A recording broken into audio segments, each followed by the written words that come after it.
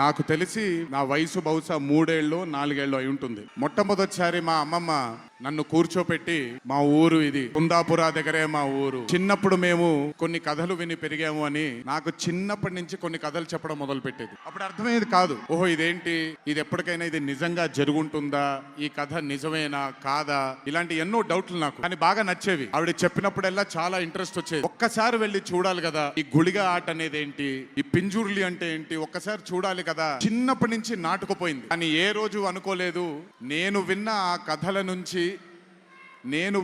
కథల గురించి ఒక దర్శకుడు ఆ కథ తీస్తాడు అని, ఒక చిత్రం తీస్తాడు అని. And that was none other than my brother Rishab Shetty. The stories I've heard as a child, when I saw it on screen, I was speechless, sir. I just did not know what to say.